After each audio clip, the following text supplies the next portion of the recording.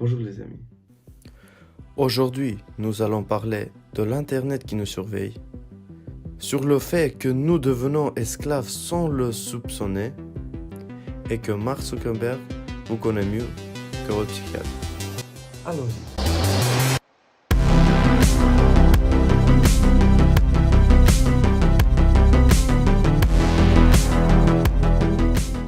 Saviez-vous que l'utiliser l'Internet aujourd'hui, c'est accepter d'être surveillé?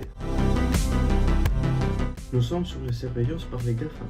GAFAM est l'acronyme de géants du web. Google, Apple, Facebook, Amazon et Microsoft. Également nommé les Big Five, qui dominent le marché du numérique.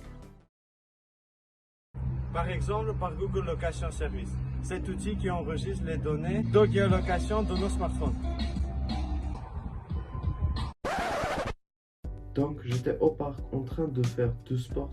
Et maintenant quand je suis rentré chez moi, l'application Google Maps me demande si j'aimais ce parc. Il sait où j'étais à 14 h il y a 2 mois. Même je ne sais pas où j'étais. Mark Zuckerberg, Créateur de Facebook, a les moyens de mieux nous connaître que notre propre psy. Je veux dire que Facebook a des données que nous ne partageons que avec notre psychiatre. Les likes de Facebook pourront être utilisés pour prédire de manière automatique et juste toute une gamme d'attributs personnels sensibles. Orientation sexuelle, ethnicité, religion et opinion politique, personnalité, intelligence, attitude de bonheur, usage de drogue, situation matrimoniale des parents, âge et genre. Facebook utilise toutes ces données pour choisir les meilleures publicités, les publicités parfaites pour nous. mais en réalité, ils nous manipulent et ont des informations que nous ne voudrions pas partager avec eux. Si je mets des photos de mon chien, l'intelligence artificielle de Facebook comprendra que j'ai un chien et fera de la publicité de toutes sortes des accessoires pour chiens. Pas seulement toutes sortes, mais ce qui va choisir le Facebook. Les nouvelles technologies nous rendent esclaves.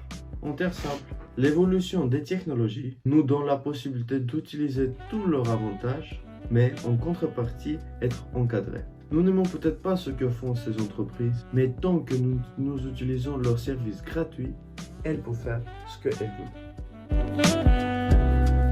il est très difficile de vivre sans utiliser des services de GAFAM, mais possible. Dominique Nora, qui voulait le tester par elle-même, elle a prouvé que c'est très difficile de vivre sans utiliser des services de GAFAM. Mais possible.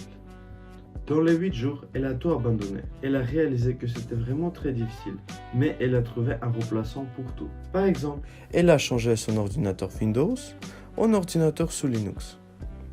Elle a dû changer également son iPhone d'Apple. Elle a perdu tous les avantages d'un smartphone en passant à un téléphone ordinaire. Je sais me clapper. Aussi, en changeant Google en DuckDuckGo, elle n'a rien perdu, mais s'est débarrassée de Google. c'était inconfortable, mais c'était qu'une question de temps.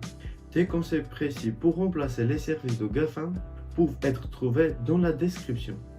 Et cela pourrait être notre clé pour protéger notre vie privée. Assurez-vous de le rester libre. N'oubliez pas de vous laver les mains Et restez à la maison. et à la prochaine.